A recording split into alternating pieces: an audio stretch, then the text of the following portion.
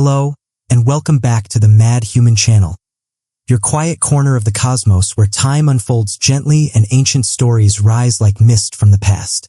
Tonight, we're stepping back, far back, to an Earth that pulsed with different heartbeats. Before cities, before humans, before memory, there was a time when the world belonged to giants, creatures that breathed beneath ferns taller than houses, that thundered across primeval rivers, that lived, evolved, and vanished, leaving behind only bone, stone, and silence. This is the long, slow story of the dinosaurs. Not just their extinction, but their beginnings, their triumphs, their losses, and their echoes that still ripple through the feathers of birds and the marrow of fossils. You don't need to be a paleontologist to feel wonder. Just lie back, let your mind drift like ash on the wind, and together, we'll follow the rise and fall of a world that no longer exists, but somehow still lingers, quiet, patient, waiting beneath your feet, long before your name, long before the first written word, and long before the mountains stood still long enough to be named. The earth exhaled in a rhythm unfamiliar to us now. The air was thicker, the forests more ancient, and the silence, when it came, was not human silence, but the hush between thunder lizard steps and the whisper of fern leaves taller than rooftops. Time back then didn't move the way we know it. It stretched and coiled like a vine, slow and undisturbed, wrapping itself around beginnings we've long forgotten. But it remembers. The earth remembers. And if you listen closely, so will you. Let your breath settle now, like warm mist over a jungle lake.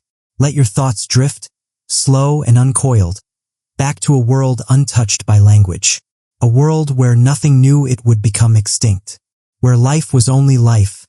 Curious, strange, and beautifully unaware of its place in history.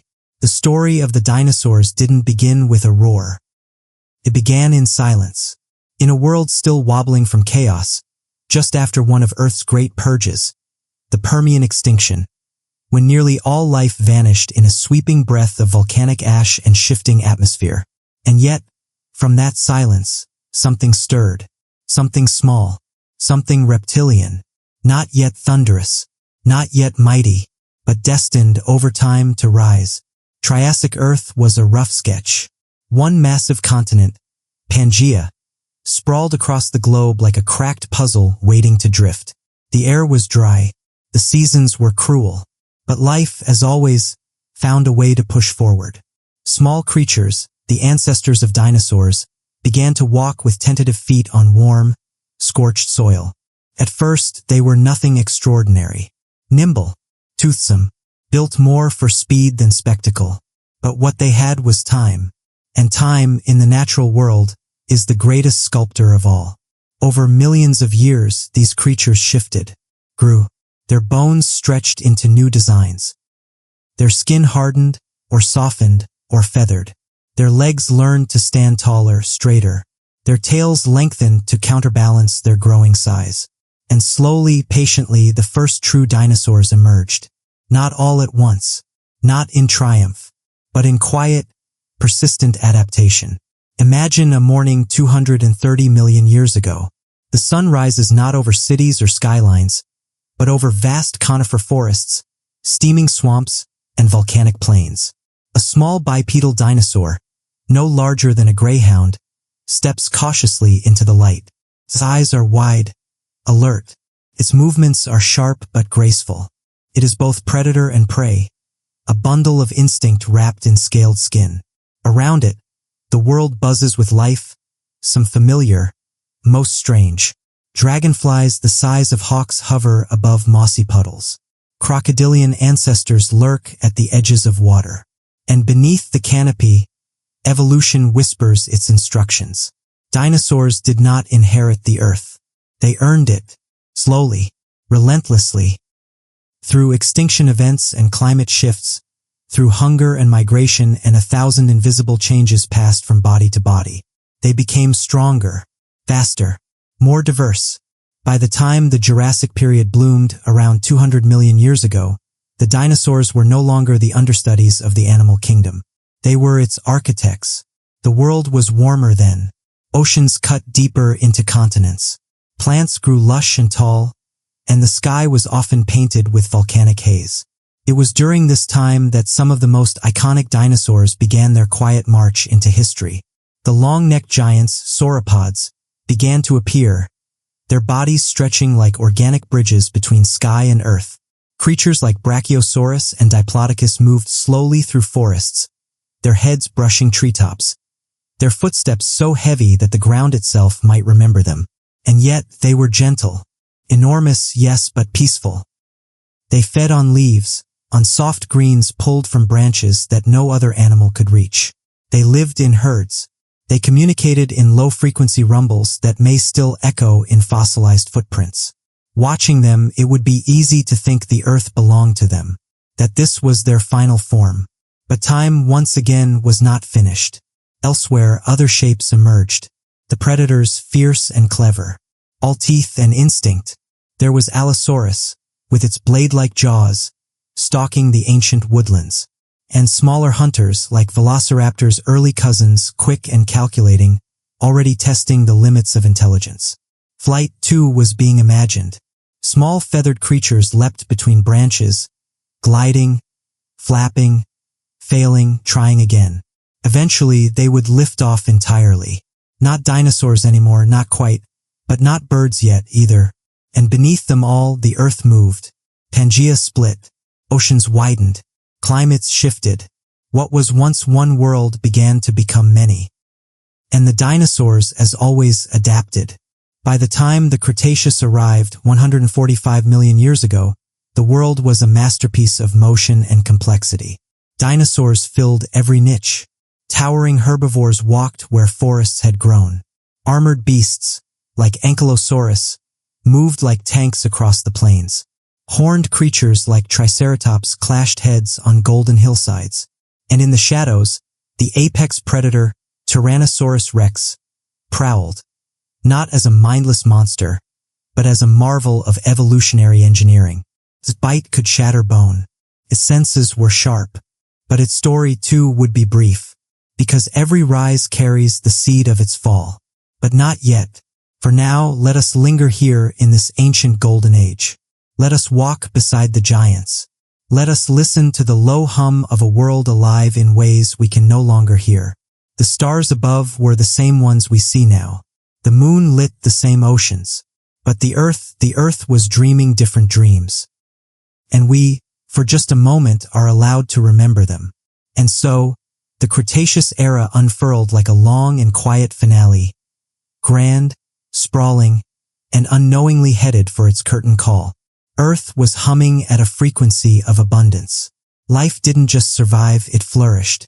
Dinosaurs, no longer just wanderers, had become rulers of their realms. Some walked on two legs, swift and sharp-eyed. Others moved on four, their massive forms casting long shadows across ancient floodplains. Forests of cycads and flowering plants bloomed for the first time, perfuming a world thick with life and color. In the skies, the pterosaurs soared, some no larger than a crow, others the size of airplanes, catching thermals above coastlines that no longer exist. And among the underbrush, small feathered creatures stirred. Dinosaurs with wings not quite yet birds, but carrying the whisper of what would someday take flight. The earth itself was a mosaic of continents now, drifting apart like slow-motion memories. The oceans widened. Inland seas stretched across what we now call North America. And in the warmth of these ancient waters, reptiles the size of buses glided like shadows, their jaws opening to engulf entire schools of fish in a single motion. But even in this age of dominance, change was always watching.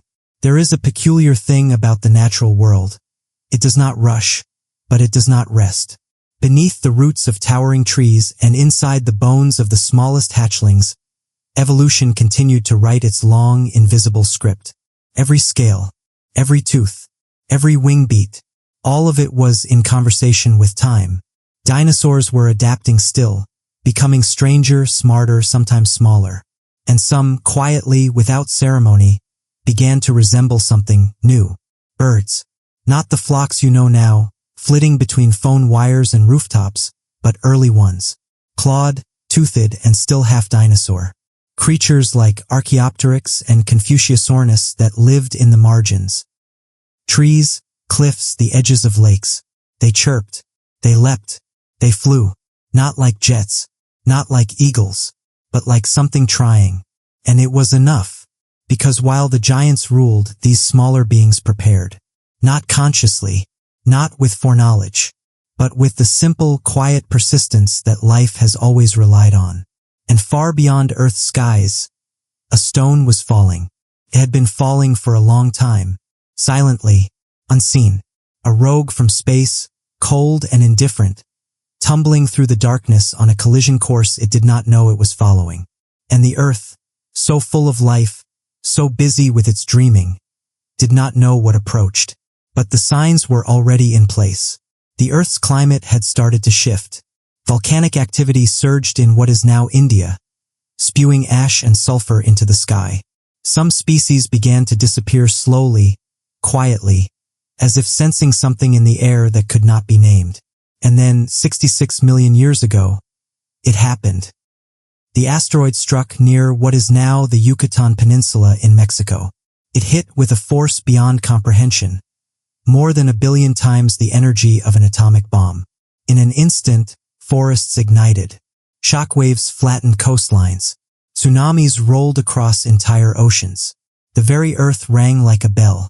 But what followed was worse. Ash and debris were thrown into the sky, wrapping the planet in a choking shroud. Sunlight disappeared. The temperature plummeted. Photosynthesis halted. The food chain unraveled. The world that had once been green and golden turned gray and cold. And the dinosaurs, for all their strength and size, could not outrun the darkness. One by one, species vanished. Not in a single night, not with the drama of a movie screen, but over months, years. A slow fading. Eggs that no longer hatched. Herds that no longer found food. Predators that could find no prey. The great thunder became a hush. The ground, once alive with footsteps, grew still. And so their long reign came to an end. But not completely, because extinction is never total when evolution is at work. Some creatures, small, feathered, light, survived. The early birds, the mammals hiding in burrows, the seeds waiting in the soil. And from this ruin, life began again. The age of dinosaurs ended. The age of mammals began. But the story of the dinosaurs was never erased. It lives in stone, in the fossilized ripple of a tail print left in ancient mud. It lives in birdsong, in the sharp eyes of a hawk, in the architecture of a bone, in the curiosity of a child holding a plastic raptor and wondering what it once felt like to roam among giants. They are not gone. They have simply become part of us. And when you walk beneath tall trees and feel a hush in the air, perhaps, for a moment you can imagine what it was like before the fall. When the earth moved to a deeper rhythm, when every step carried thunder, when dreams were larger than mountains.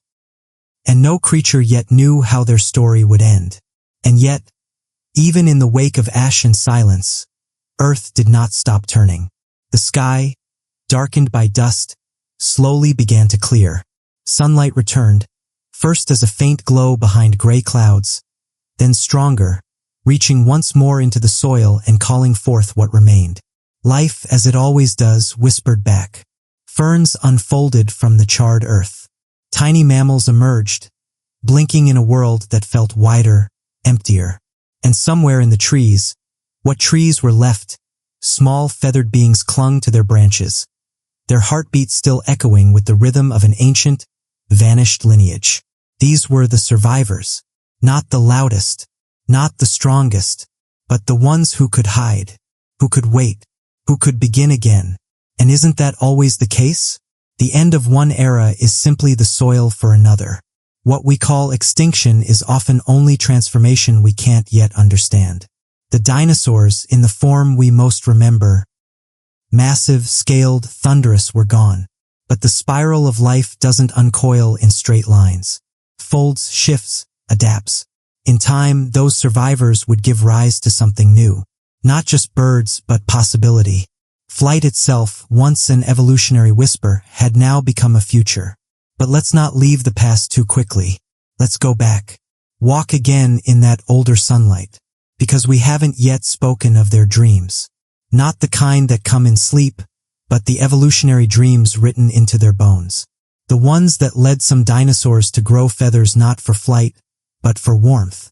The ones that gave rise to vibrant crests and horns, not just for defense, but for beauty. Courtship. Expression.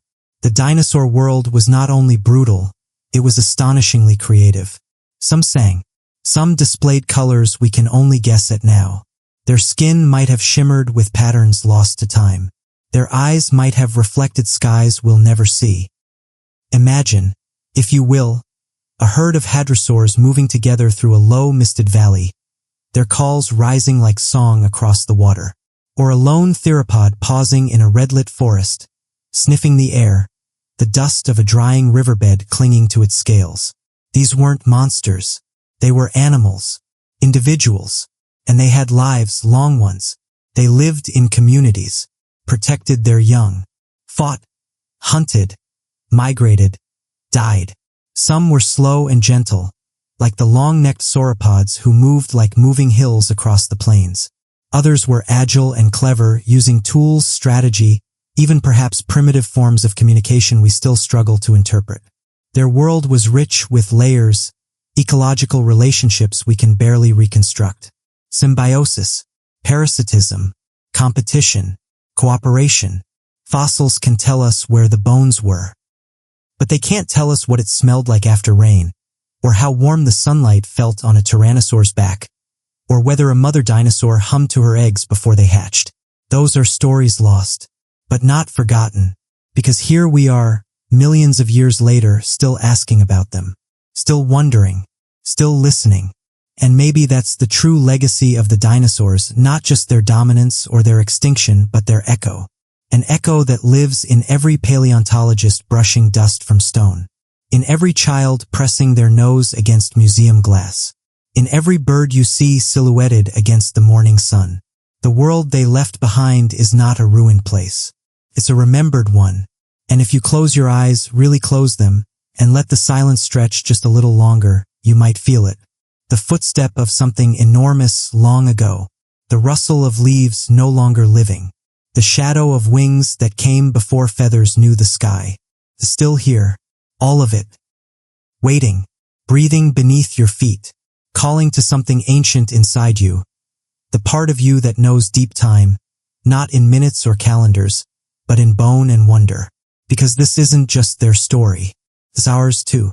And we've only just begun to understand how deeply their steps still shape our path. Let's stay in their world a little longer. Not out of nostalgia, but reverence.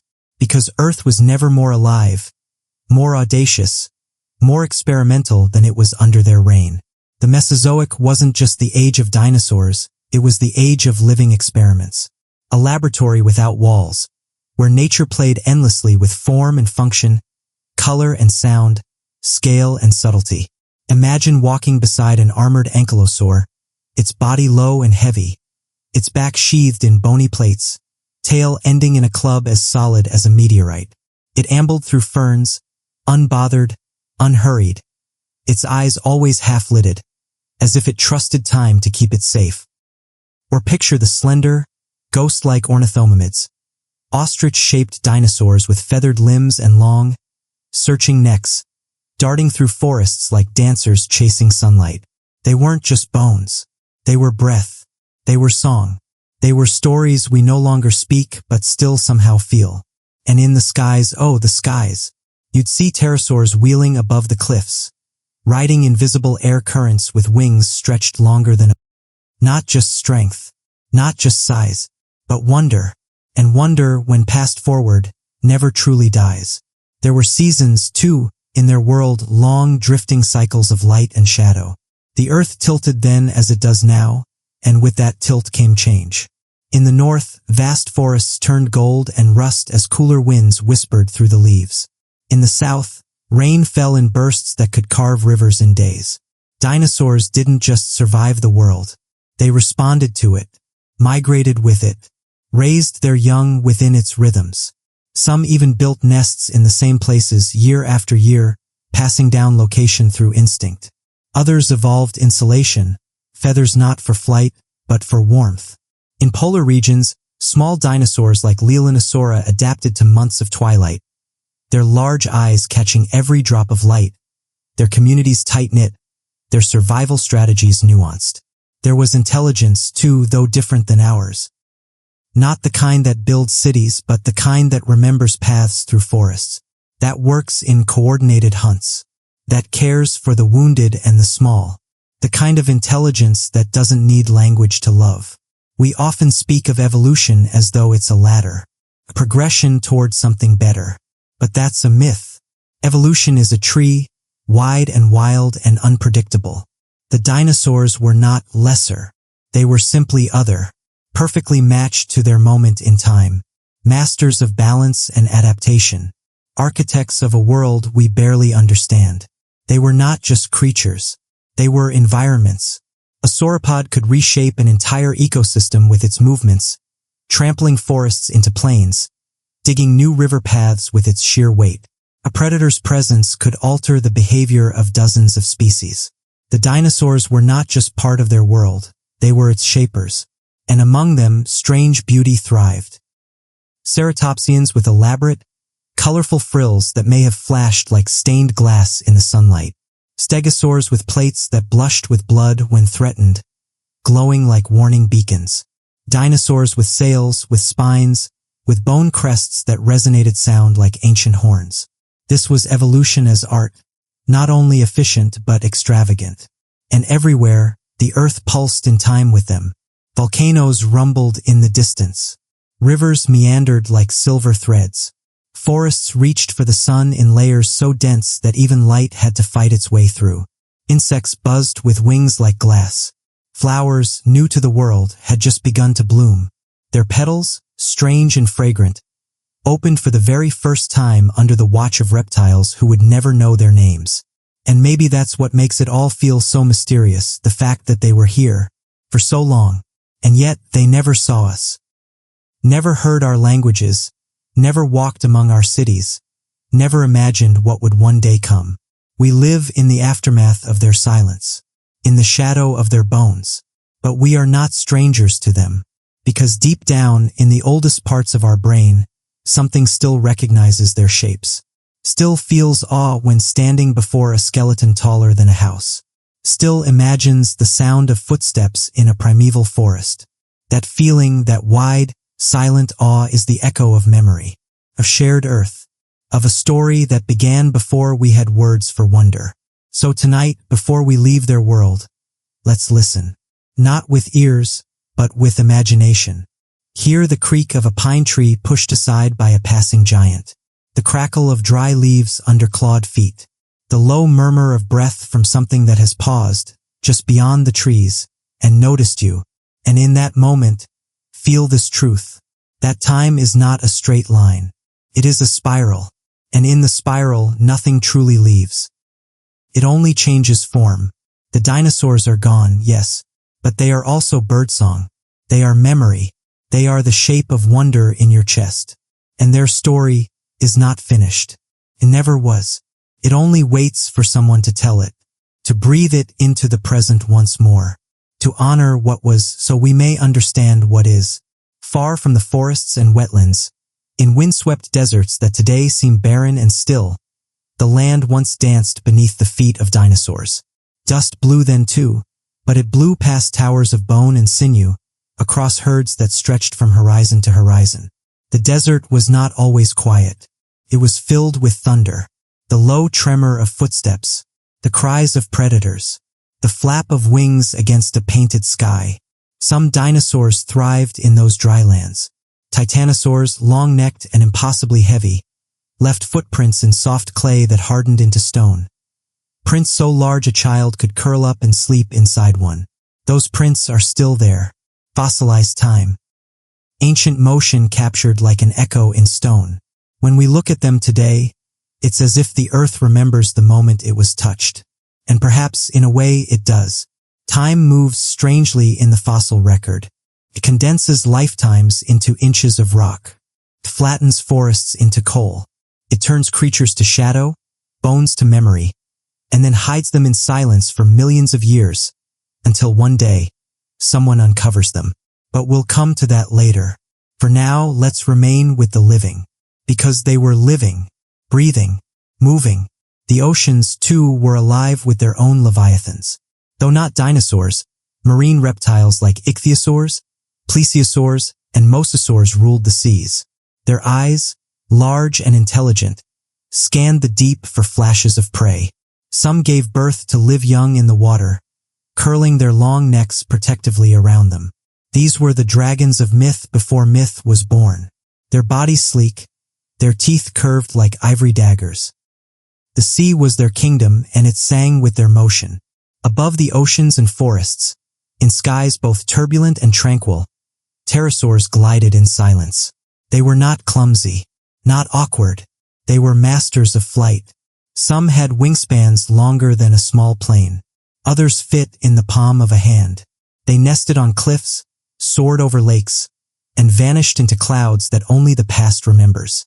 This was a world saturated with motion, with noise, with color and competition and complexity.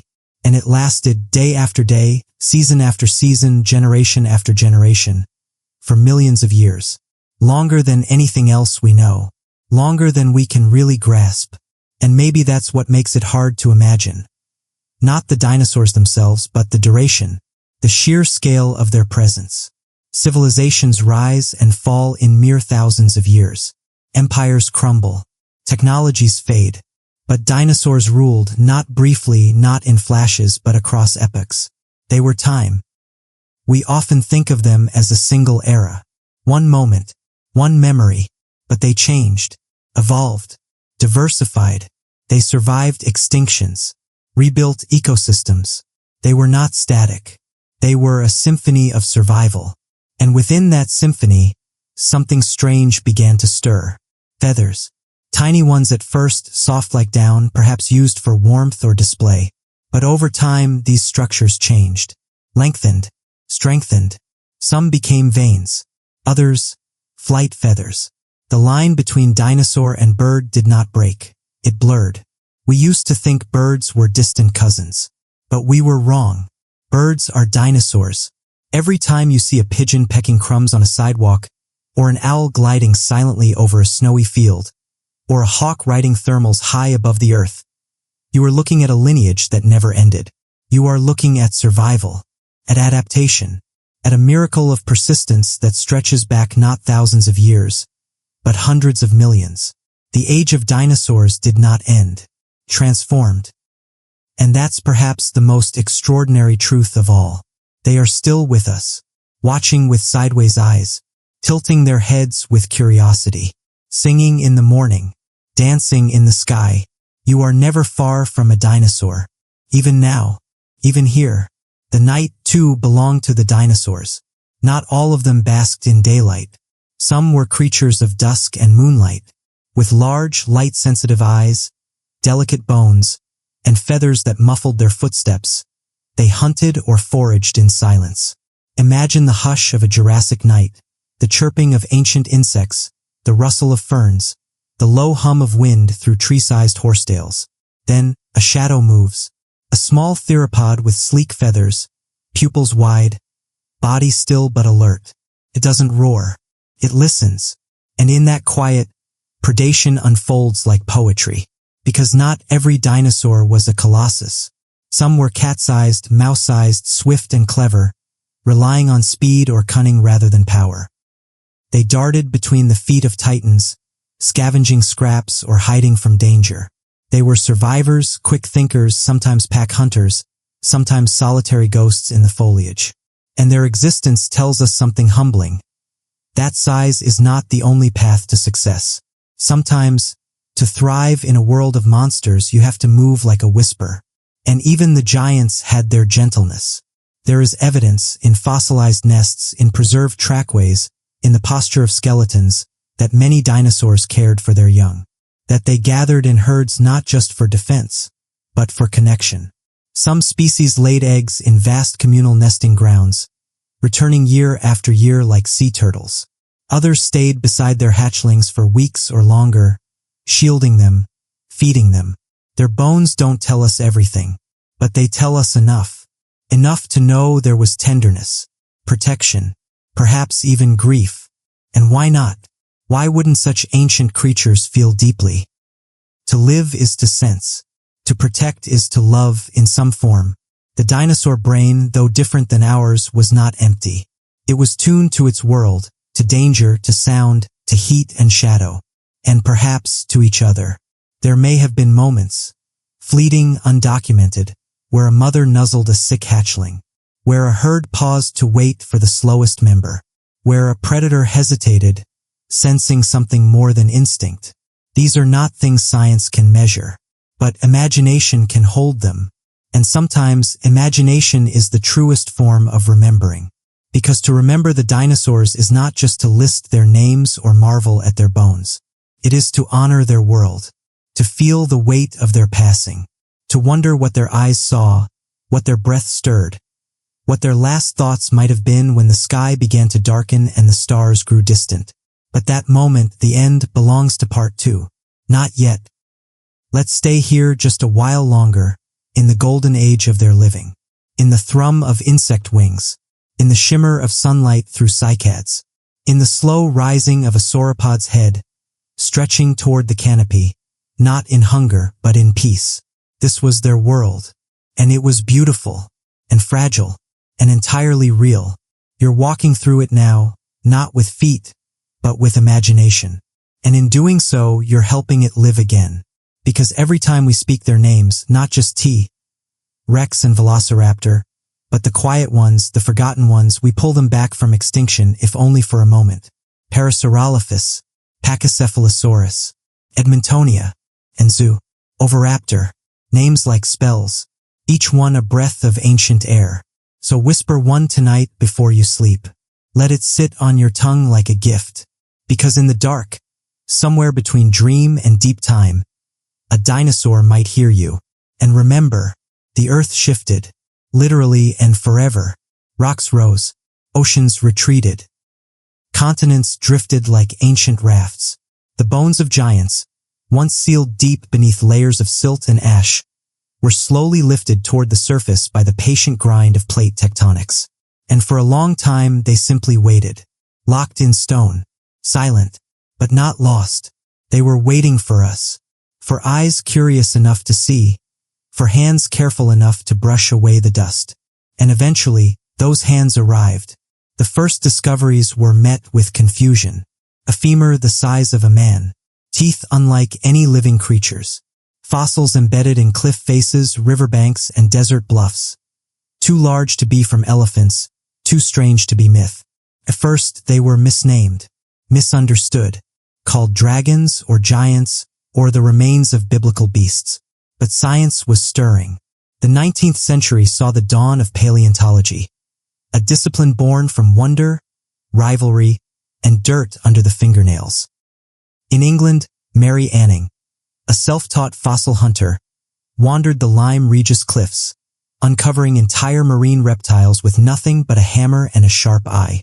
Elsewhere, Richard Owen coined the word dinosaur, terrible lizard, though they were neither lizards nor always terrible.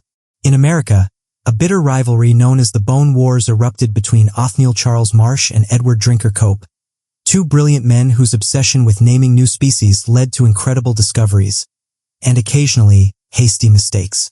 They uncovered dozens of species, Triceratops, Stegosaurus, Allosaurus, fossils that now fill the halls of museums and the dreams of children. And as the bones came to light, so did the questions. How did they live? How did they move? Why did they vanish? Early reconstructions were clumsy. Dinosaurs were imagined as slow, tail-dragging reptiles, gray and sluggish, as though already half dead. But over time, the picture sharpened. Fossils became more complete. Technology advanced. And so did our imagination. Now we know they were agile, colorful, often feathered, warm-blooded, some of them. Some built nests, others hunted in packs. Their bones weren't just relics, they were blueprints. And with each new discovery, a clearer picture emerged, not just of the dinosaurs themselves, but of the world they built. The fossil record told us more than what they were. It told us when they were. Radiometric dating revealed deep time. Geological layers revealed catastrophe. A thin line of iridium-rich clay, found in rock layers around the world, pointed to a single moment of violence. 66 million years ago. A rock from space, 6 miles wide, traveling faster than sound. It struck the Yucatan Peninsula and ended an era in seconds. The shockwave, the fires, the dust that blotted out the sun. In a matter of days, the world that had thrived for 160 million years was undone. And yet, not entirely. Some creatures survived. Tiny, feathered, bird-like. Clinging to trees, darting for cover, eating seeds in the cold dark that followed. Their ancestors had once danced in the underbrush beneath the feet of titans, and now they would inherit the sky. The rest became silence, but not erasure, because here we are, digging, studying, imagining, reconstructing, bringing color to bones, giving voice to fossils, not as fantasy but as the closest thing we have to resurrection. Every museum skeleton is a memory, every fossil a conversation, and every time you pause before the bones of a creature whose name you cannot pronounce, something stirs. Wonder, that ancient spark, the same wonder that once watched fireflies from the branches of a Cretaceous tree, the same awe that made early humans draw mammoths on cave walls, the same curiosity that whispers to paleontologists today as they brush away the past, one grain of sand at a time. You are not separate from this story. But even as mammals spread and adapted and multiplied, the bones of the past remained, hidden beneath volcanic plains, buried in riverbeds, preserved in tar pits and canyon walls and frozen tundra. And we, thousands of millennia later, began to find them. Children digging in dry stream beds, scientists hiking through windswept badlands, amateurs with metal tools and well-worn notebooks, all of them reaching into the earth, into deep time, and pulling forth the memories of another world. Sometimes just a fragment, a tooth, a toe, a single claw. Other times, an entire skeleton curled in stone as if still dreaming. And each discovery wasn't just a fossil. It was a question. Who were they? How did they live?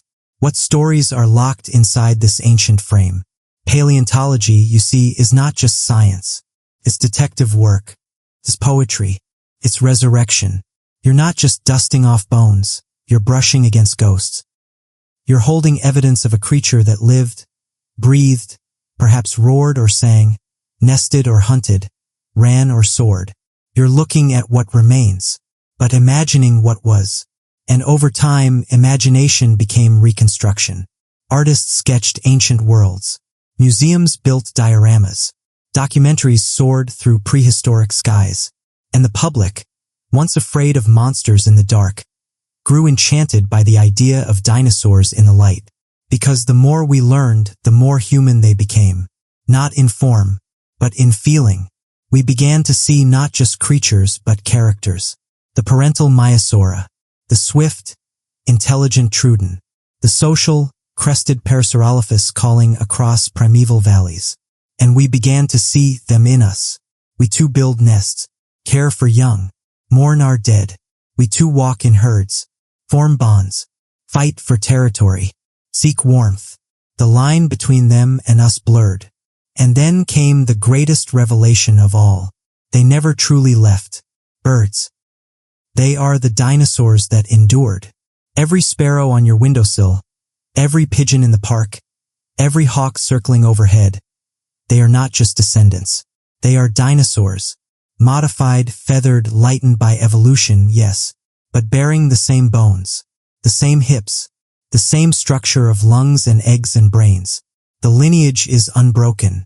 And once you see it, really see it, the world changes. The sky is no longer empty. It is filled with survivors of the Mesozoic.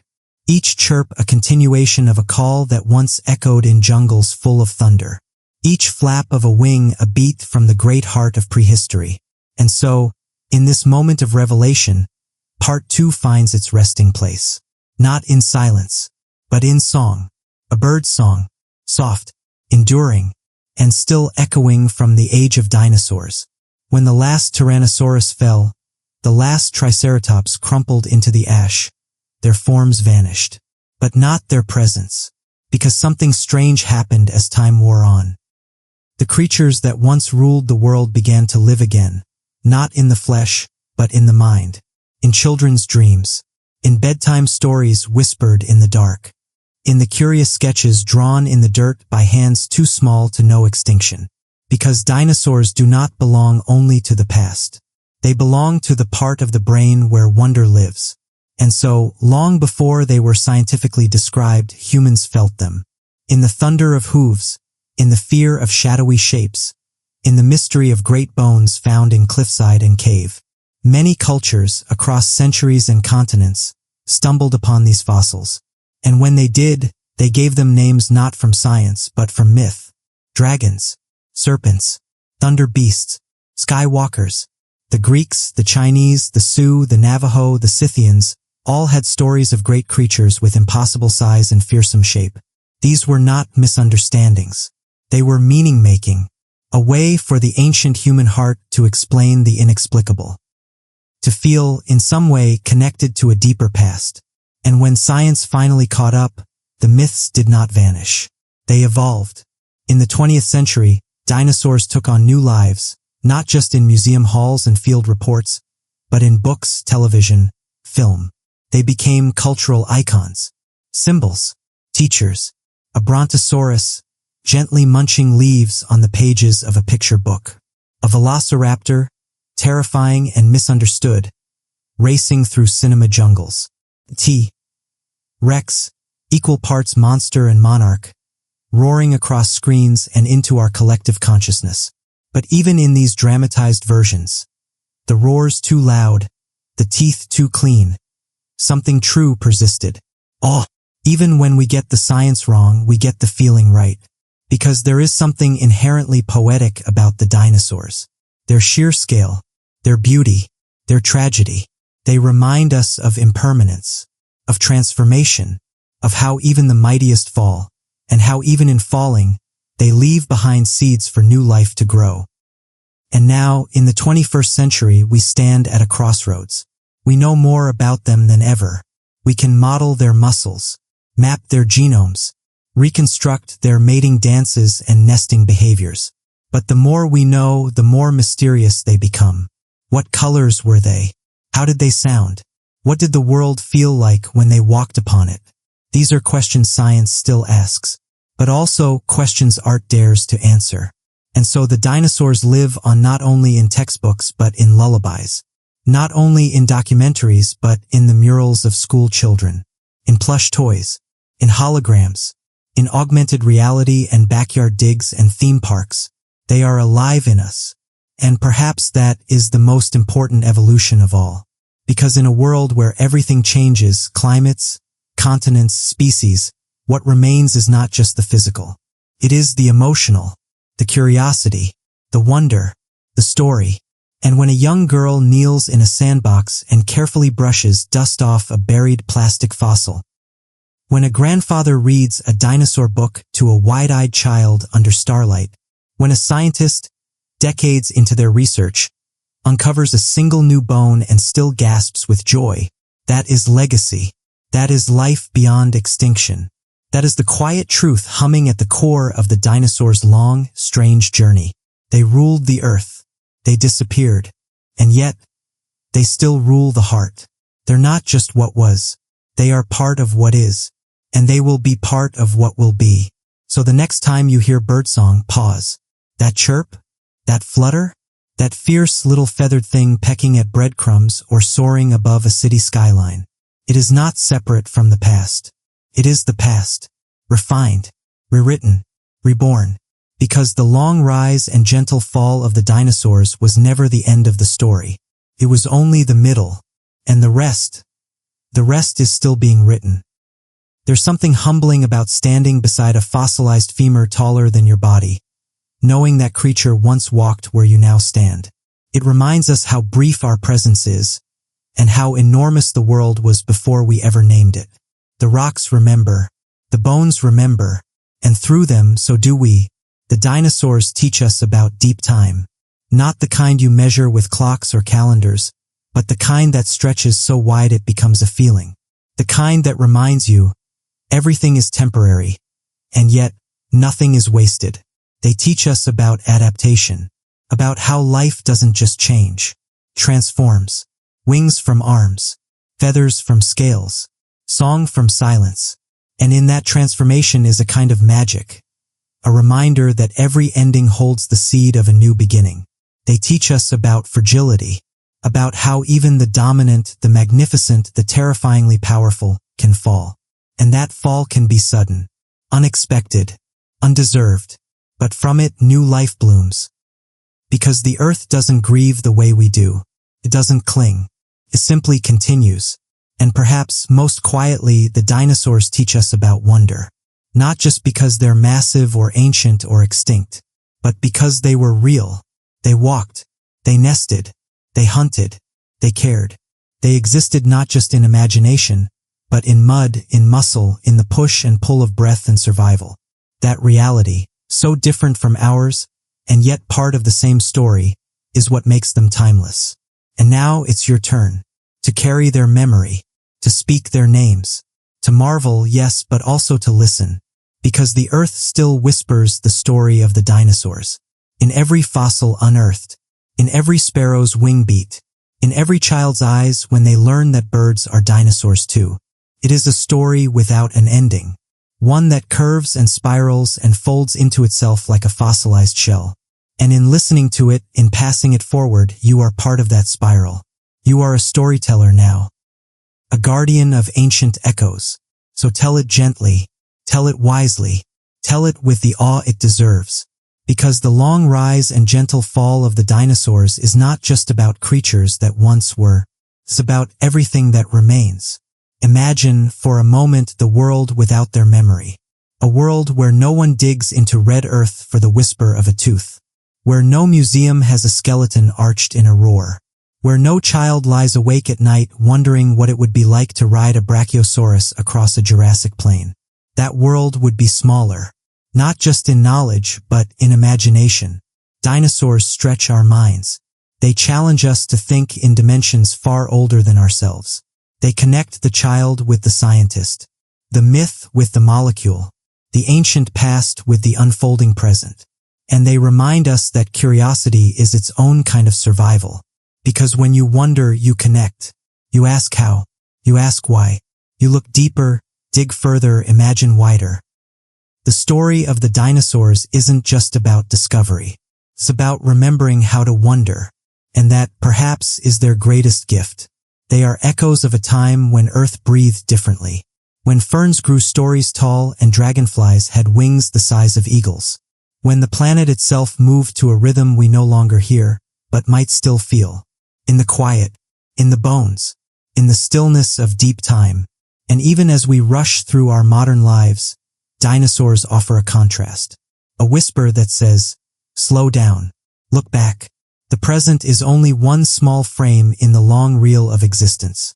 So whether you're watching this in the hush of midnight or the early haze of dawn, know this, you're not just listening to a story about creatures that once were. You're becoming part of that story. Every time you gaze at a bird and see the ghost of a raptor. Every time you walk along a rocky cliff and wonder what lies beneath. Every time you breathe in the ancient air and remember, it's the same air they breathed. We are sharing the same earth. Not just as inhabitants, but as inheritors. Caretakers of stories. Keepers of legacy. And that, dear listener, is sacred. So rest well, dreamer of fossils. May your night be deep as a canyon. May your thoughts spiral like ammonites. And may you wake tomorrow not with the weight of history, but with the grace of knowing you're part of it.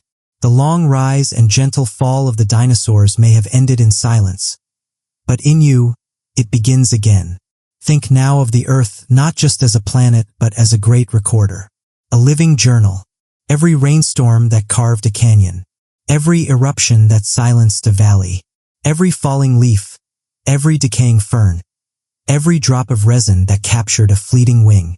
It remembers, slowly, patiently, in stone. And dinosaurs, They wrote themselves into this memory not with ink or words, but with weight. With footfalls so heavy they left prints in the mud that hardened into permanence. With skeletons that collapsed into sediment and, through time and pressure, turned from bone to fossil, from movement to monument. And even now we find them, a single tooth in a desert ridge, a toe bone on a mountain path, a tiny claw nestled in limestone, sharp as the day it gripped something millions of years ago. These are not just fragments. They are sentences, paragraphs, whole volumes waiting to be read. But the language of fossils is not easy. It requires patience. It requires imagination. It requires trust that these silent remains still have something to say. And what they say is this: they were here. They lived. They mattered. Their lives were not lesser just because they came before us. Their deaths were not meaningless just because they left no tombstones. They moved through their world with purpose, with instinct, with the rhythms of survival, just as we do. And though they did not know us, we know them. We study their paths. We hold their bones with reverence. We recreate their faces with clay and computer code. We wonder what their eyes saw when they gazed at ancient skies. We wonder what we would have seen standing beside them. Would the air have felt thicker? Would the trees have creaked under their weight? Would their calls have sounded like thunder or like mourning? No one knows for certain, but that is the beauty of it. The story is not finished. It never will be, because each new discovery adds a new chapter, a new question, a new line in the long poem of life. So when you see a child holding a plastic T-Rex with wide-eyed awe, when you see a paleontologist brushing the dust from a fossil with trembling hands, when you see a bird perched on a wire and realize it carries the blood of giants, remember, this is still happening. Extinction was not the end. It was a breath, a pause, a turning of the page. And we are still reading. Let's return for a moment to the world they ruled. To the lush swamps of the Triassic, where the earth was young and wild. To the giant conifers, the tangled ferns, the dragonflies with wings like daggers. The air was thick with humidity and life was trying everything, experimenting with shape, with strength, with survival. In that crucible of possibility, the first dinosaurs arrived, small, bipedal, quick. They were not kings yet, just clever survivors, alert, opportunistic, and perfectly adapted to the shifting earth beneath their feet. But time has a way of rewarding resilience, and so they rose, slowly, patiently. As continents drifted and climates shifted, they diversified. Some grew armor, others grew speed. Some took to the trees, some took to the seas, and some grew so large they challenged the imagination. The sauropods, impossibly long-necked beings that moved like living bridges between heaven and earth. They grazed treetops no other creature could reach, and walked vast distances in search of food and water. Their footsteps reshaped the land. Their presence changed ecosystems. Then there were the hunters, the apex predators like Allosaurus and Giganotosaurus. Swift, cunning, brutal, but also, perhaps, tender. Some may have cared for their young. Some may have hunted in groups. Their intelligence was not just for killing, it was for adapting. And in the late Cretaceous, there came the stars of legend, Triceratops with its shield and spears, Ankylosaurus, the living tank, the raptors, smaller than we imagined but no less deadly, and Tyrannosaurus rex, the terrible lizard king, whose bite could shatter bone, and whose gaze still stirs fear in our minds millions of years later. This was the Golden Age. But golden ages, by their very nature, cannot last. The world was changing again. Beneath the ferns and the thunder, a quiet shift was underway. Flowering plants began to rise. The climate grew more unstable. Volcanic eruptions darkened the sky. And then, 66 million years ago, came the impact. A rock from space, 6 miles wide, traveling faster than thought, struck the earth with such force it turned day into fire and air into ash. What followed was not instant annihilation, but a slow suffocation. Plants died, the food chain collapsed, and the mighty dinosaurs, unable to adapt fast enough, began to fade. But not all of them. Some survived. Small, feathered, light, clinging to trees, hiding in burrows, eating what they could. They became birds. And in doing so, they didn't just escape extinction, they transformed it. Today, more than 10,000 species of birds fill the skies. Every time a sparrow chirps or an eagle soars, you are witnessing the living legacy of the dinosaurs. A reminder that even in devastation, life finds a way to keep singing. And we, too, are part of that legacy. Because while we did not descend from dinosaurs directly, we live in the world they built. We breathe the air their forests shaped. We walk on land their bodies nourished. And we study them not to dominate the past, but to understand the present. To remember that power is fleeting, that beauty endures, and that sometimes the greatest creatures are not the loudest or the largest, but the ones that leave echoes in our imagination long after they're gone. So the next time you see a bird flit past your window, the next time you hold a stone and wonder what it once was, the next time you close your eyes and hear the rumble of ancient footsteps in your dreams, remember, the dinosaurs are not gone. They are just flying now. And so, as the night deepens and the stars settle gently above us, we walk alongside these echoes, not as visitors to the past, but as participants in an ongoing story.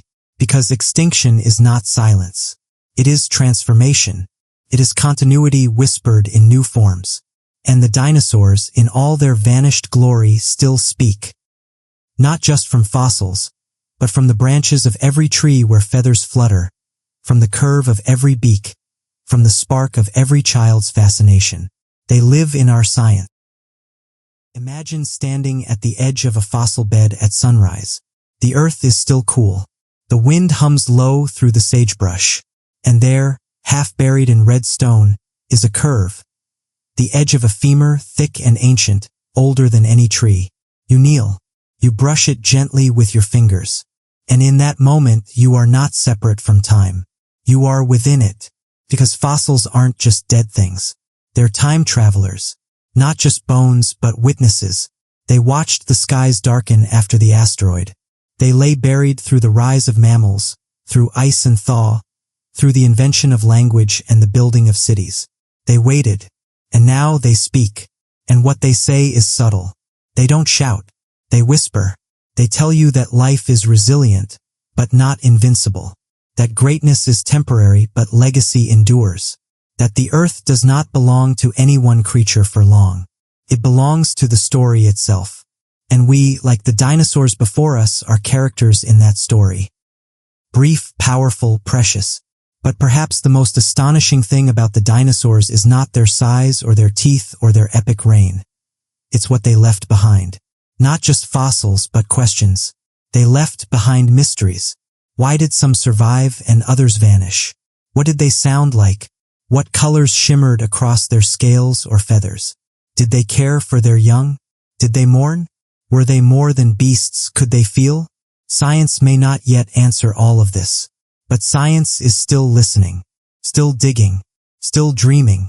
And as we study these ancient beings, we also study ourselves. Because extinction is not just a biological event. It is a mirror held up to the living. It asks us what we value, what we protect, what we remember. It asks us, what legacy will we leave? And perhaps in honoring the dinosaurs, in remembering their rise, their fall, their echo, we remind ourselves that we are not above the earth, but of it. We too could vanish. We too could become dust and myth. But we too can choose how we live while we're here. We can walk more gently, look more closely, live more fully. So when the night grows quiet and the stars spill across the sky, think of them. Think of the giants who once roamed beneath those same constellations, who lifted their heads to Orion and the Milky Way, who walked this world with strength and grace, and who still walk now, if only in memory.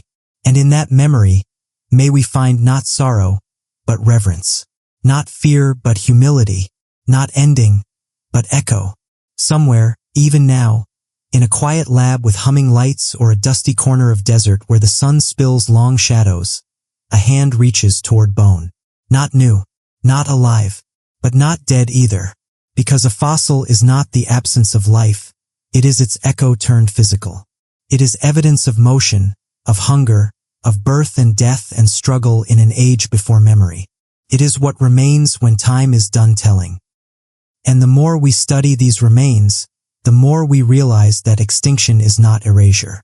The dinosaurs may be gone, but their lessons remain. We learn how ecosystems shift, how one ripple becomes a flood. We learn that dominance is not immunity, even the strongest fall when the balance tips. We learn, most of all, that the earth is not static. It evolves. It adapts. And when change comes, as it always does, only those who listen, who move with the change, survive. The dinosaurs who flew, they listened. Their bones hollowed. Their arms grew feathers. They didn't hold on to the old form. They transformed. And in doing so, they became the most successful dinosaurs of all. Because evolution is not about being the biggest or the strongest. It's about being willing to let go of what no longer serves. And that's not just a biological truth, it's a human one. Sometimes we cling to ideas, to identities, to power, thinking that holding on is survival. But the earth teaches us otherwise. It teaches us that flight comes only after surrender. So perhaps the true gift of the dinosaurs isn't their grandeur or their mystery. Perhaps it's their reminder to rise, to fall, to change, and to do so with awe, because this planet has carried titans. And now it carries us, not because we are better or smarter or chosen, but because we are next. And one day we too will be fossils, footnotes, forgotten, unless we choose to live like stewards, not kings, to walk like we remember the giants who walked before us, to speak of life not as something we own, but as something we borrow briefly with gratitude. So rest now, with that thought wrapped around you like the hush of ancient forests. The dinosaurs are not gone. They are not lost. They are story. They are memory. They are still teaching. And we are still learning. And as the tectonic plates whispered and wandered beneath the surface, as continents drifted like slow-breathing creatures across the mantle's skin, the echo of dinosaur footsteps lingered in every sediment layer, every folded mountain range, every fossil-rich canyon carved by time. These silent signatures of lives once thundering and vibrant are not just relics. They are imprints of becoming. Not just of what was, but of what continues. Because Earth, despite her silence, never forgets. She carries the ghosts of jungles long petrified. She remembers the thrum of sauropod hearts, the whip of raptor tails through underbrush, the clash of horn against horn in muddy floodplains. Even now, if you press your hand against certain stones in Mongolia, Argentina, Utah, or the Gobi, you can almost feel it. A pulse. Pressure. As if the ground itself remembers how to thunder. But the most miraculous part of this memory is not just what we've recovered. It's what we've reimagined. Because to study the past is not simply to look backward. It is to reach forward with greater clarity. We've learned to read bones like language. We've learned to scan fossils with machines that see through stone. We've grown more sensitive, not just to the size or shape of extinct beings, but to the way they might have moved, hunted, nested, sung. Yes, sung. Because some dinosaurs likely vocalized not with roars, but with calls. Coos. Deep-throated resonances that traveled through primeval forests, announcing presence, longing, danger, joy. Their communication, though lost, hints at complexity, not brutish instinct alone, but strategy, emotion, perhaps even affection. Picture a mother Maiasaura guarding her nest, feathers ruffled against the wind, crooning softly to her unhatched young. Or a pack of dromaeosaurs weaving through ferns with silent precision, their senses alive with cooperation and intent. These were not monsters. They were not clumsy beasts. They were alive. As alive in spirit as the birds that wake us today. And speaking of birds, let us not forget what modern science has proven beyond doubt. Birds are not merely descendants of dinosaurs. Birds are dinosaurs.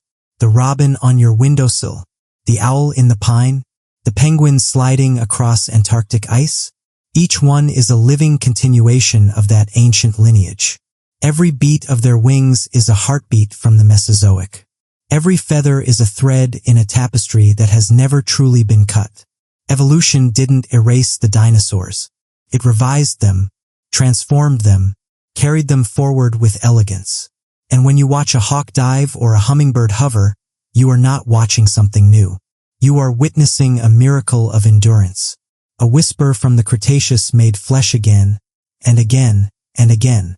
This is the power of time, not to destroy, but to shape. To sculpt endings into beginnings. To repurpose what seems lost into what survives. So when we speak of the gentle fall of the dinosaurs, let us be clear. Their fall was not failure. It was metamorphosis. They did not vanish completely. They simply changed form as all things do in the long arc of existence. And so must we. And so we walk forward, still barefoot in the dust of forgotten worlds, still breathing the same recycled air that once passed through the lungs of titans. Because the story of the dinosaurs does not sit behind us like an old museum exhibit. It moves with us, beneath us, above us, within us. The earth holds no strict boundary between what was and what is. It only offers layers. Soft, spiraling layers of memory, waiting for our fingertips. And in these layers, the truth begins to deepen. For as we unravel the bones and study the strata, we realize something even more haunting, more humbling. That the extinction of the dinosaurs was not the end of a world. It was the end of a chapter. One in a book still being written. Because after the asteroid fell, after the shockwave flattened forests and the skies choked with ash and years passed without sun, something began to stir. Small, soft, fragile, mammals, tiny, furred survivors who had lived in the margins. In burrows, in shadows, they emerged, they adapted, they grew. And in their rise, we see the great paradox of extinction. That from loss comes room. That every fall clears the forest floor for something new. But let us not mistake this for triumph. It is not a victory dance. It is a solemn reminder. Because what befell the dinosaurs was not because they were flawed. It was because the world changed faster than they could. And that, dear listener, is the most relevant truth of all. Because our world is changing again. Rapidly. And though we wield great knowledge, though we fly and wire the earth with data and build towers that pierce the clouds, we are not immune to nature's rhythms. We are not exempt from the quiet laws that govern survival. Like the dinosaurs, we are magnificent. And like them, we are vulnerable. So when we study their fall, we must also study our choices. Our fires. Our oceans. Our skies. Are we moving with the planet or against it? Are we listening or simply echoing our own noise? Because the asteroid that ended the reign of dinosaurs was a rock, cold, impersonal, indifferent. But the threat to our world now is not falling from space. It's rising from within. And yet, just as life once returned after the great dying, just as green tendrils once curled again through blackened soil, we too hold the power to regrow, to reimagine, to redefine what it means to be dominant, not as rulers, but as listeners, as guardians, as story carriers. And the story we carry, the one we write with every step, every choice, can still be one of reverence, of renewal, of remembering the giants, not just in awe, but in gratitude, because their time shaped ours, their fall made space for our rise. And now it is our time. So, rest with this in your chest tonight, that even the mightiest creatures once slept under stars just like these. That every echo from deep time still hums in the wings of birds and the marrow of our bones. That nothing is truly lost, only transformed. And you, dear dreamer, are part of that transformation. The spiral continues. The world after the dinosaurs did not rise with fanfare. It was not swift or certain. It was quiet, hesitant. The forests, once shattered by fire, began to green again, slowly. Ferns were the first to return, blanketing the ash-soaked soil like soft memory. Rain returned, not as a deluge, but as a whisper. Seeds cracked open, roots pushed downward. Life, as it always does, refused to vanish. In the shadow of that great absence, small mammals crept outward. Rodent-like creatures with twitching noses and blinking, cautious eyes. They had survived the inferno by hiding, by waiting, by knowing when to be still. And now they emerged not to conquer, but to exist, to begin again. They didn't know that the age of mammals had arrived. They didn't know they were stepping into a vacancy left by giants. But they moved forward anyway, uncertain, soft-bodied messengers of continuity. In their bones was written a future no asteroid could erase. From those tiny beginnings came waves of evolution that reshaped the earth once more. Some mammals took to the trees, limbs elongated, tails coiled, eyes grew wide to see through canopy dimness. Others grew large, filling niches the dinosaurs had once dominated. Herbivores with grinding teeth and complex stomachs, predators with sharp minds and even sharper claws. And among them, eventually came us, not as the inevitable pinnacle, not as the chosen, but as another possibility, another permutation of life, a species shaped by the earth and the long shadows of all who came before. You, reading this now, listening in the hush of night, you carry the echoes of those ancestors, not just the mammals, not just the apes, but the ancient vertebrates who first wriggled from the ocean, the fish whose fins became limbs, the amphibians who sang at dusk, the feathered raptors who watched the skies. All of them inside you. You are not separate from their story. You are its continuation. And what a fragile, miraculous thing that is. Because to be human is to forget, often to look only forward, only upward, only inward. But the earth asks us to remember, to kneel sometimes and place a hand on the dirt, to listen to wind that has blown through every era, to feel the sun on your skin and know that light once warmed the scales of a triceratops grazing beside a stream. This world is not a machine. It is a memory, a living one, and every breath you take is part of that remembering. So take a deep one now. Let it fill your lungs, not just with air, but with connection. To the roots, to the bones, to the galaxies. Yes, even to the galaxies. Because in the end, the story of dinosaurs is not just a tale of Earth. It's a tale of the universe, of carbon formed in stars, of time long enough to build mountains and long enough to lose them, of light traveling across space only to land softly in your eye. You, dear listener, dear stardust in motion, are the dream of the cosmos, the whisper of a raptor, the shadow of a fern, the continuation of something that refuses to end. You are the gentle rise after every fall. Then onward we go, deeper into the echoing folds of time, where even the smallest life leaves its imprint on the future. Because the earth, in her silence, is never still. And even in the shadows left behind by giants, new stories take root. As mammals rose, the planet reshaped around them. Not all at once, but with patience. Forests thickened, canopies reached skyward, and rivers found new paths through lands softened by centuries of recovery. The earth was not the same, nor were its inhabitants. But life, persistent, curious, endlessly inventive, began again. From burrows and tree hollows, from open grasslands and jungle thickets, mammals spread. Not in conquest, but in adaptation. And with every generation, the world grew more intricate. Some species grew antlers like woven branches. Others developed sonar, wings of skin, burly tusks, clever fingers. Evolution, like an artist, began sketching boldly. And over millions of years, it painted every niche with something wild and new. Primates swung through branches. Cats crept through tall grasses. Whales returned to the sea, their ancestors having once walked on land. Each of these creatures carried forward the legacy of survival, each shaped by the extinction that came before, but not defined by it. And among these evolutionary wanderers emerged something different.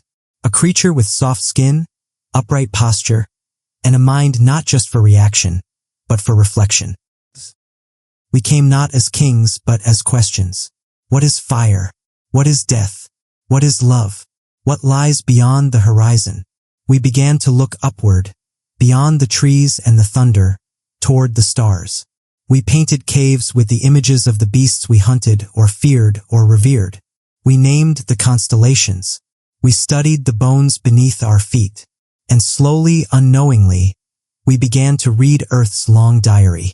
In stones, in layers, in fossils, we found teeth the size of knives, claws longer than a man's forearm, skulls crowned with horns, frills, crests, like masks from a dream long buried. We called them dinosaurs, terrible lizards, though they were more than that. They were empires of biology, songs in motion, some with feathers, some with sails, all of them magnificent. And through our science, our wonder, we pulled their stories from silence. We told their tales not just with facts, but with reverence. We built museums not as tombs but as temples, not for worship but for remembrance. Because somewhere deep in our bones we remember too. We remember the weight of the earth beneath ancient feet. We remember the hush of extinction, the heat of impact, the cold of aftermath. We remember not as individuals but as species, as collective memory, as continuation, and that memory whispers still. It says, "You are not separate from the past. You are built from it, and what you build now will shape what comes next." So as you breathe tonight, calmly, slowly, know that your breath is not small. It is part of a rhythm that stretches back through every heartbeat the planet has ever known. You are a note in the symphony of deep time. You are a ripple in a sea that has known titans. And somewhere, perhaps far from now, a child not yet born may hold a bone that you once brushed, or walk a path you once preserved, or dream a dream you once believed impossible. Because the spiral continues. Then let us walk onward through the shifting dawn of our own story. Still surrounded by echoes of what once was, still shaped by the ghosts of thunder lizards who no longer walk beside us, but whose presence, somehow, still lingers in the wind and soil. As early humans emerged on the stage of time, we brought with us something quietly radical, awareness. Not just of survival or pain or danger, but of legacy. We buried our dead. We passed down myths beside fires. We carved our memory into stone.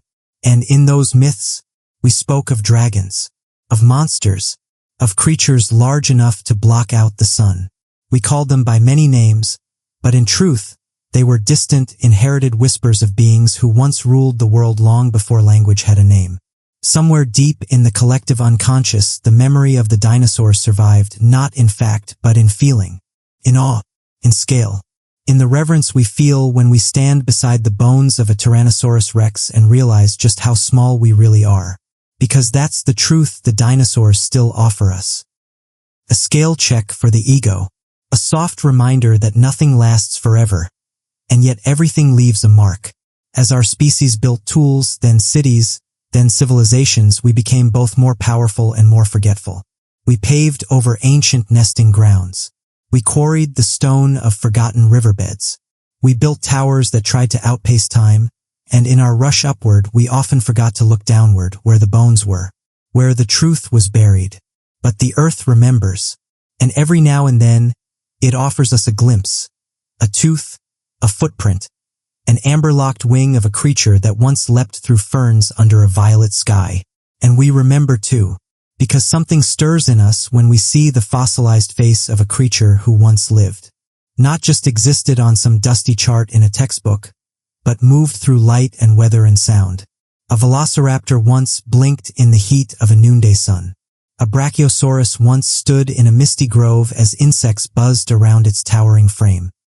They were not legends. They were real.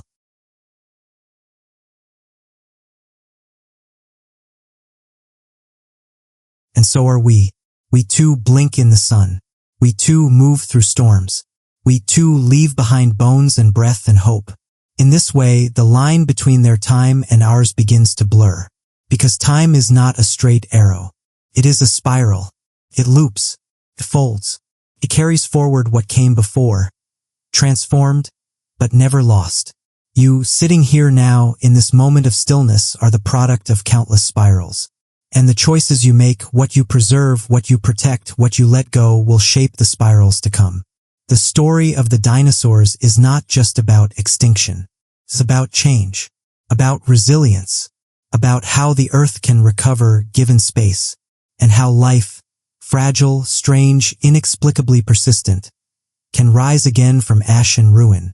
So as your eyes grow heavier and your breath slows with sleep, hold this truth like a pebble in your palm. You are part of that long, strange miracle. You are part of the spiral, and it continues through you. Because even though the last non-avian dinosaurs vanished some 66 million years ago, not all of them were lost. Some had already begun to change, slowly, subtly. Feathers where there were once scales, lighter bones, faster metabolisms. These were the small ones, the ones who didn't roar but darted, the ones who didn't dominate but adapted. And when the sky darkened and the earth trembled, it was these survivors, the bird-like dinosaurs, who took to the trees, to the shadows, to the sky. They were not immune to extinction, but they were prepared for transformation. And so, when the smoke cleared and the ferns regrew, they remained, not as titans but as songs, as wings, as birds. Yes, the birds outside your window, the sparrows, the pigeons, the herons and hawks, are not just descendants of dinosaurs. They are dinosaurs, living, fluttering echoes of a world that came before. When you watch them peck or soar or build a nest twig by twig, you're watching the continuation of a story that predates language, that predates us. And yet, here we are coexisting. This is the truth that science whispers beneath the surface. Nothing ever fully ends. It just changes form. And sometimes those forms are small, quiet, overlooked, but they carry with them the resilience of all who came before. You might think of extinction as a single moment, a cataclysm, an ending, but it's also a process, slow, cumulative, sometimes invisible, and we are in the middle of one now. Species vanish every day, not with meteors, but with silence, with forgotten habitats, with warming oceans, with what we choose not to see. But just as we inherited this planet from those who came before, we are shaping it for those who come after. You are not just a product of the spiral. You are its caretaker. You decide what gets remembered, what gets preserved, what becomes fossil and what becomes future. And maybe, just maybe, that awareness is its own kind of evolution, not of bone or feather or muscle, but of mind. Because we are the first species, as far as we know, to understand extinction, to hold a fossil in one hand and a living bird in the other and see the connection, to feel the weight of both loss and legacy, to grieve a world we never saw and still protect what's left of it. So tonight, as you fall asleep beneath a sky once filled with pterosaurs, remember this: the world is not only made of what exists, but of what is remembered. And you, through your wonder, your questions, your care, are a keeper of that memory, a soft-spoken archivist of Earth's long dream. May you rest knowing that your story is intertwined with creatures whose names we still speak in hushed awe: Stegosaurus, Diplodocus, Parasaurolophus. They are gone, but you are here. Because even now, in a world lit by screens and satellites, the spirit of the dinosaurs lingers not only in birds, but in stone, in story, in the human impulse to understand. We dig through deserts not to conquer, but to remember. We brush ancient bones with reverent fingers. We reconstruct skeletons with care, as if piecing together the echo of a song long gone. We name them not just for classification, but for connection. We say Triceratops and feel the rhythm of something older than fear. We say Ankylosaurus and imagine armor forged by evolution's slow hand. We say Quetzalcoatlus and we picture the sky when giants flew. These are not just animals. They are chapters of Earth, of time, of us. And in the way a tree remembers the shape of the wind, we remember them. Through science, through art, through imagination. A child holding a plastic tea. Rex is not playing, they are summoning. They are saying, I know something came before me, something powerful, something beautiful.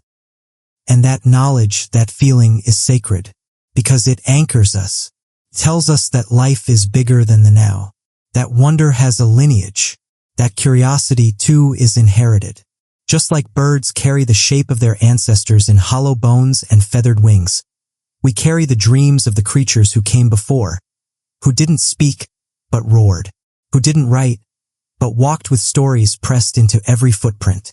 Every fossil is a message from the past. We were here. We mattered. And by listening, by learning, by caring, we answer softly. You still do. So as your eyes grow heavy, and the deep breath of sleep begins to rise like mist from the forest floor, let this truth settle into you. You are not separate from Earth's long unfolding. You are not merely watching history. You are history.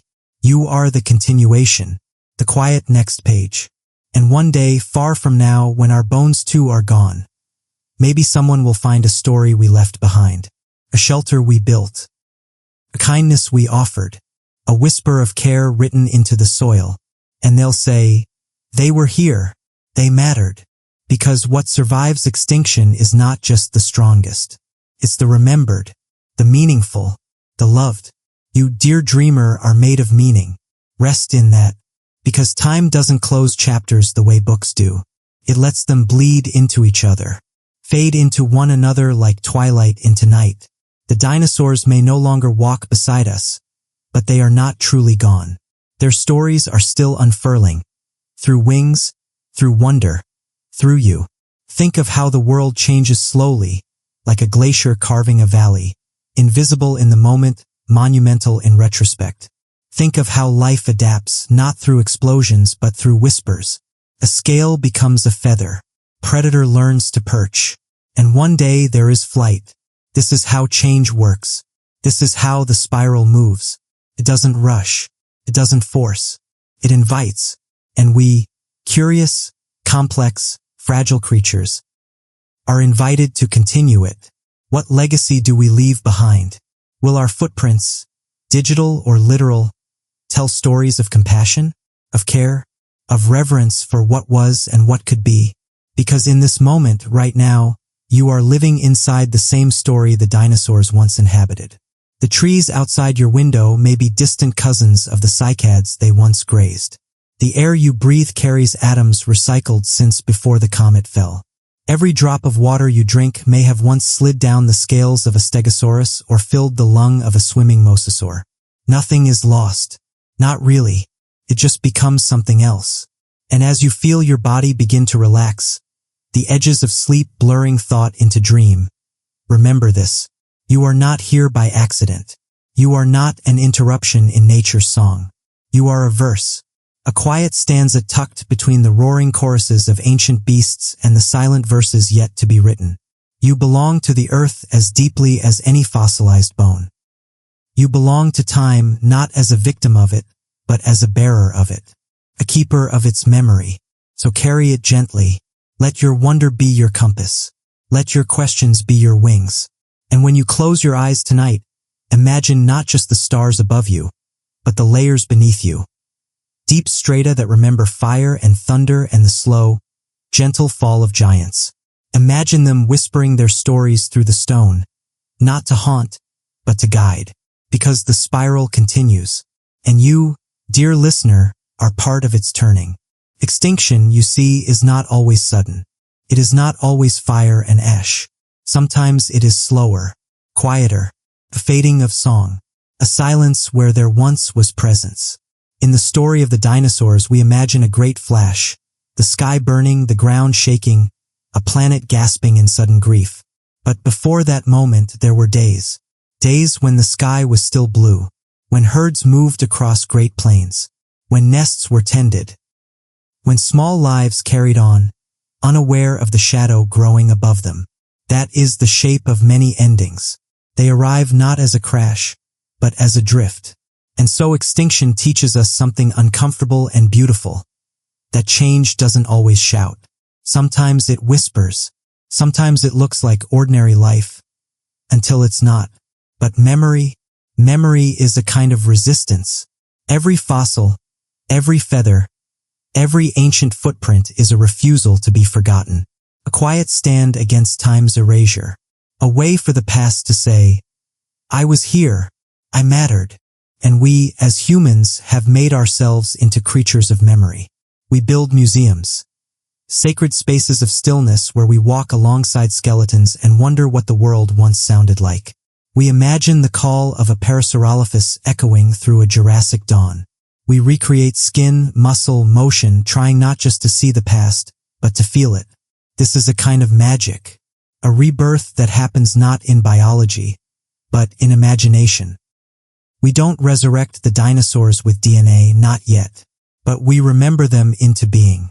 We draw them, we dream them, we tell children their names, and those names live again. And in doing so, we weave them into the fabric of now. The spiral folds forward. Extinction may claim bodies, but memory revives essence. And from memory comes meaning. And from meaning comes rebirth. Rebirth isn't always dramatic. Sometimes it is a slow turning. A single fern growing in volcanic soil. A bird carrying a piece of string to a nest. A child learning that birds are dinosaurs, and smiling as she watches a crow hop along the sidewalk. In these small things, life says, I continue. The dinosaurs are not gone. They are just quieter. And in their quiet, they teach us something essential, that legacy is not about survival alone. It's about transformation. What you become, what you carry forward, what you inspire in the next breath, the next species, the next story. So let your thoughts drift now into the dreamscape of a world without dinosaurs. A world that learned to grow again. A world that became forests and mammals and eventually you who carry their echo in your awe. You who walk on bones turned to mountains. You who feel the weight of what has been lost, and yet still dare to imagine what can be reborn. There is a softness in that, a gentleness in knowing that you are not here to conquer the earth, but to remember it, to restore, to reimagine, to let what once was speak through what is. And when you close your eyes tonight, if you listen closely, you might hear them. The slow rumble of the past, the feathered breath of survival, the hush of wings brushing against the dark. Extinction is not silence. It is a softer song. And you, dear soul, are its listener. The fire faded. The skies, once filled with ash, slowly cleared. What remained was silence. A strange silence. A heavy, haunting quiet where once the great footfalls of giants had shaken the ground and the calls of creatures filled the air. Now, in that deep hush, the earth began to listen. It listened to the soft wind moving through broken ferns, to the raindrops striking the still warm soil, to the small, almost forgotten heartbeat of life, the life that survived. For though the world had burned, it had not died. Beneath the ash, seeds waited. In burrows, in shadows, in tiny untouched pockets of the world, the future hid, trembling, fragile, but alive. The age of the dinosaurs had ended, but the spiral had not. It never does. And so, from that silence came green. Green first, always green. Ferns uncurling, moss creeping across stone. Forests returning in slow waves. The earth in no rush, remembering how to grow. And into that green the survivors emerged. Not the largest, not the loudest, the smallest. Mammals, once shadow dwellers in a world of giants, now crept into the light. They had waited, adapted. They had lived not in dominance, but in possibility. Now the world was theirs to explore. They were furry, warm-blooded, fast-breathing. Their hearts beat a little quicker. Their lives burned a little shorter. But they were ready for a world that changed quickly, unpredictably. In these quiet creatures, evolution began to hum a new tune. They explored the trees. They dug deeper into the earth. Some grew gliders, some sharp teeth, some clever hands.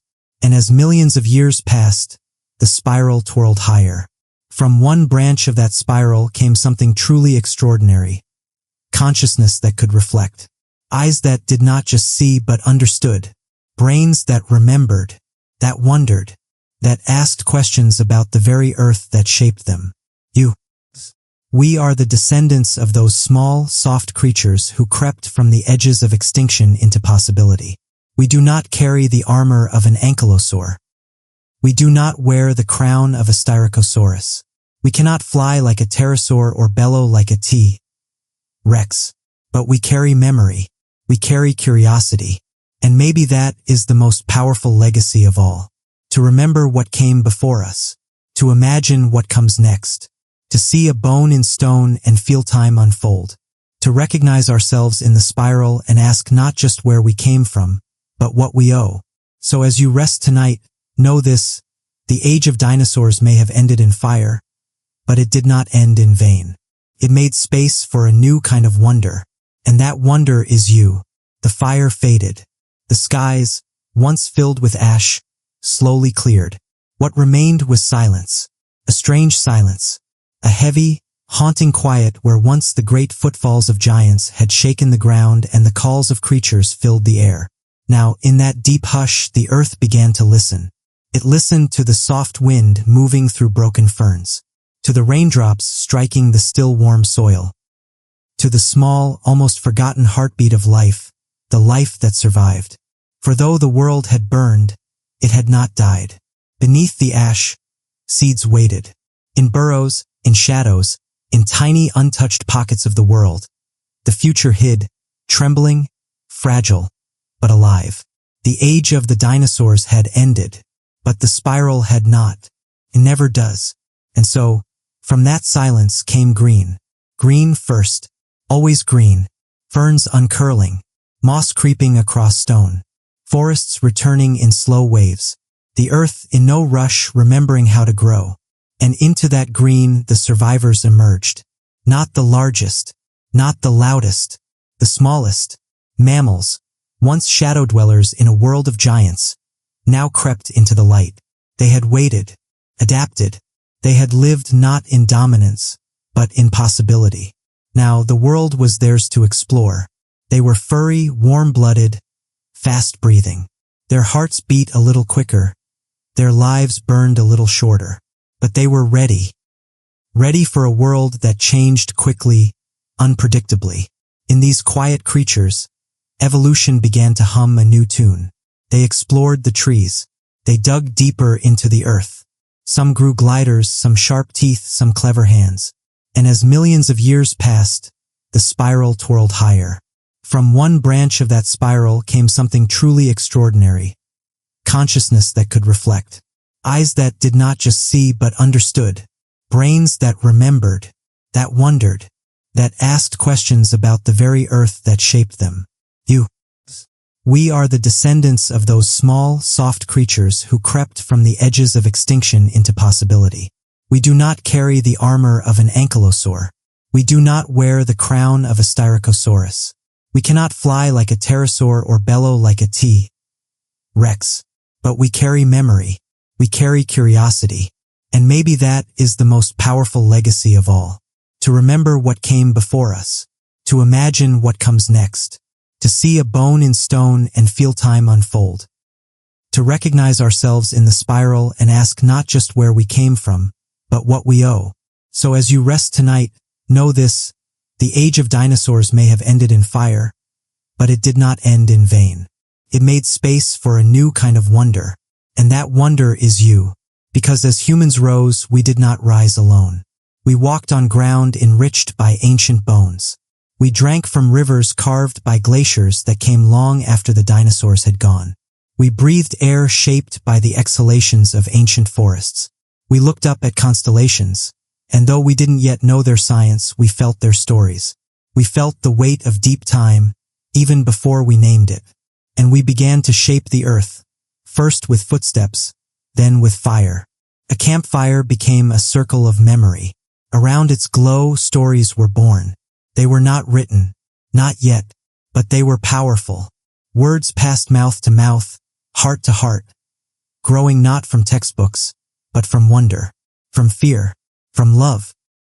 Humans, unlike the giants before them, did not simply live in the world, they reimagined it. A stone became a tool, a stick became a symbol, a cave wall became a canvas. We did not only observe the spiral, we began to translate it. And that changed everything. We shaped time not just by measuring days, but by remembering them. We marked seasons. We carved calendars.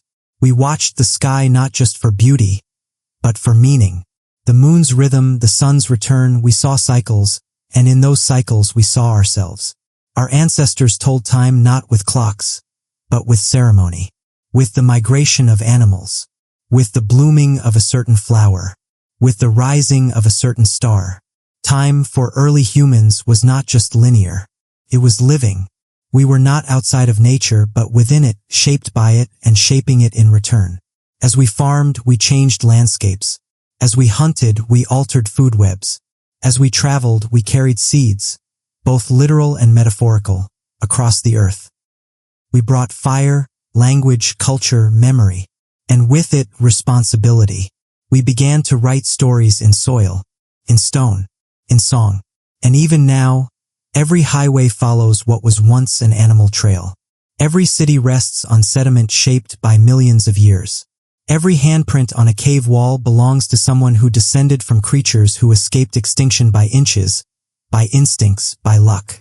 We are not separate from the spiral. We are its storytellers. And we've always known this, deep down. That's why we bury our dead. Why we build monuments. Why our cities grew tall, taller than trees, taller than towers of stone. But in growing tall, we lost sight of the stars. Our nights became filled with light, but not the kind that whispers wonder. Our days became hurried, measured not by the rhythm of seasons but by the ticking of machines. We mastered time, measured it to the second, controlled it, or so we thought. We forgot the soft time, the time of tides and moons and migrations. We traded that ancient clock for one we could wear on our wrists. One that never slows. One that doesn't pause for dreaming. We forgot that stories are more than entertainment. They are memory. They are medicine. And so the stories we told changed. They became shorter, louder, faster. We no longer gathered in circles beneath stars to share the slow turning of generations. We gathered in front of screens, alone together, connected yet somehow drifting. We forgot that we are not the first rulers of this earth. And if we are not careful, we will not be the last ones to forget. But here's the truth. Forgetting is not the end. It's a pause. It's a chance to remember. And the earth, in her patient, powerful way, has always offered that chance. She speaks through fire and flood, through silence and storm. She reminds us that we are still part of something older, still standing on the bones of giants, still made of the same stardust and seawater, still invited to slow down, to listen, to heal. And when we remember, really remember, we begin to see the spiral again. In a child's laugh, in the return of birds to a once empty sky, in the stories we tell, not just about what we've built, but about what we're willing to protect. The long rise and gentle fall of the dinosaurs wasn't just a tragedy. It was a lesson written in extinction, in adaptation, in humility.